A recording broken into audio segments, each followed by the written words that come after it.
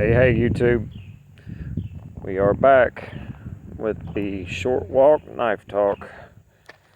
Today we have the Finch Cimarron. This is a Chinese made flipper, but I am almost positive that it is an American owned company. They just have them made in China. So I haven't had this very long. Saw it on DLT trading, and it's, sorry, having trouble getting it to focus, guys. Probably has to do with the way I'm doing this, walking and doing a video at the same time.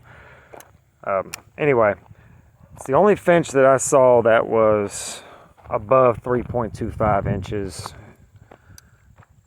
in blade length, and I have seen everybody talking about this brand. So like I said, they're great, they're awesome, so I wanted to try one out. And I got it, and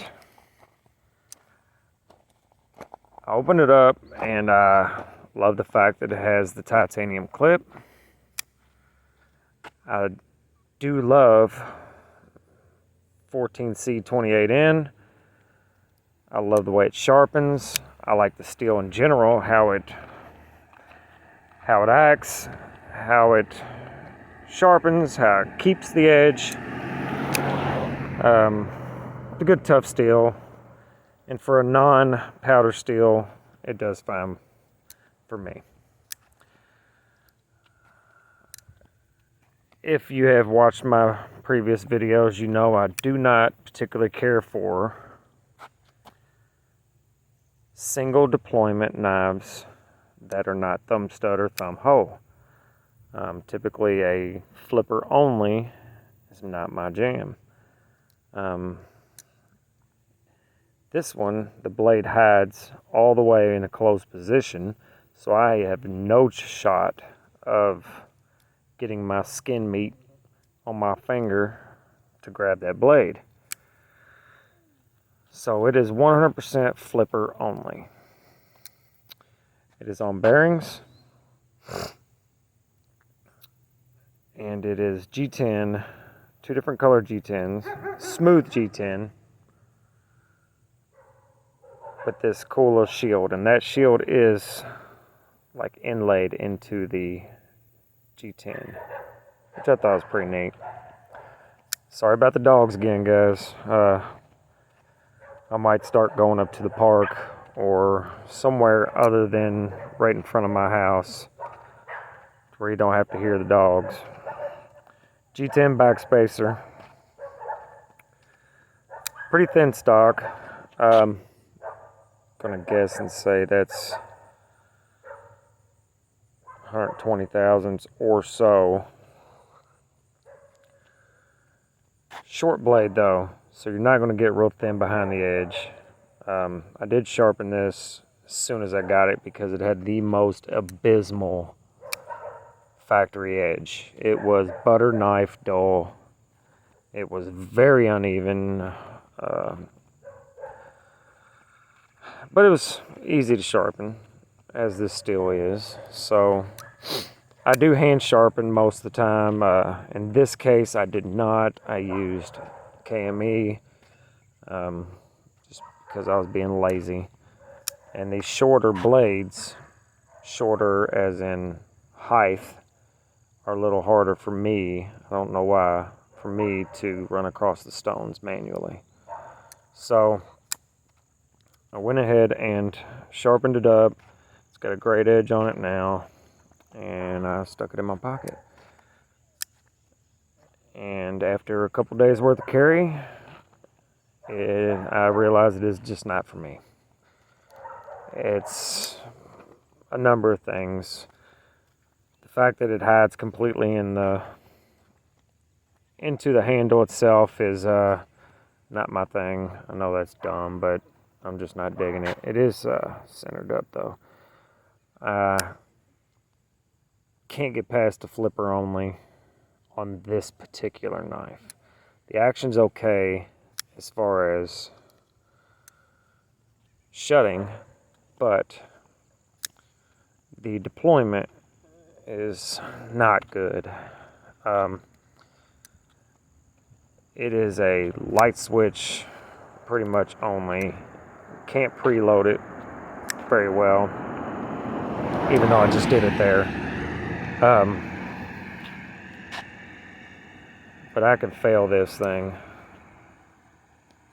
quite easily. The D10 is just not great. Should be a little harder for this length of blade. There's your lock up. Let's get some close-ups here. The G10 feels fantastic. I do say. I say that. Sharpening choil is pretty good. It's not big enough for your finger. Actually, I don't recommend it. And in general, I can't recommend this knife. They have a very large cult following, apparently. And I can't say it's trash, it's just not for me. So putting that aside, it works. It works as a decent lightweight EDC with a halfway usable length of a blade. Carries well.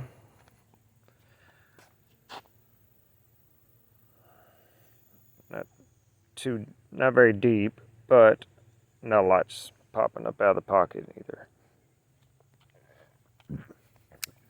The action, it's a less than $100 knife, so you can only expect what you can expect. But I think I'm going to sell it. Actually, I know I'm going to sell it. I'm about to post it here right after this video. I just wanted to take advantage of having it for the moment to make a video of it. If you like Subpar Chinese folders on bearings with a mid-grade steel, terrible factory grind or grind lines, butter knife dull out of the box, halfway decent fit and finish, light detent, not great action, then this is definitely the knife for you.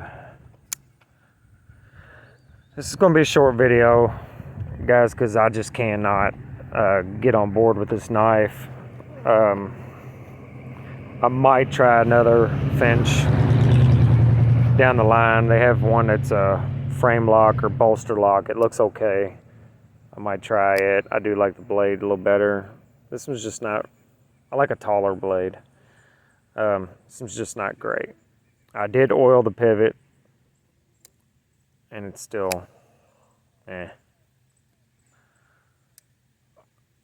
not great. I had high hopes for it. I love the colors. I don't have any colorful knives at all to speak of. So I really had high hopes for this one. But I knew going in that flipper only deployment is probably not going to work out. But which is the reason why I don't buy a lot of higher end stuff. Everybody screams about Shiros and stuff like that, and you know, they look cool, and I'm sure they are fantastic. I've never held one myself. Some RJ Martin flippers are absolutely gorgeous, and I'm sure they're excellent as well. The flipper only just kind of ruins it for me. Anyway, this is the Finch Knives Cimarron. And I guess for $100, it is or a little less than $100, it is a serviceable EDC option. Budget friendly. Slightly longer than 3.25 inch blade. Very lightweight. Carries okay. Not too thick a blade stock. Easy to sharpen. Just not for me. Alright guys, if you have any suggestions for any other videos, hit me up in the comments. Like and subscribe. I am going to give away a knife soon because I feel like that would help get some attention to my channel. It might also help if I put it on Facebook or Instagram. That I have a channel, maybe somebody would see it and get some followers. Right now I have 2, I believe, and I do appreciate you too. So, been busy with work and stuff, so haven't been able to get very many videos up. I'm going to try to get one a day for the first 2 or 3 weeks, or at least until I run through my collection. And then we'll start selling some stuff to get some other stuff. So if you have anything you want to see and you want a subpar review on it, just let me know in the comments. Alright guys, y'all have a great evening, and I will try to see y'all tomorrow.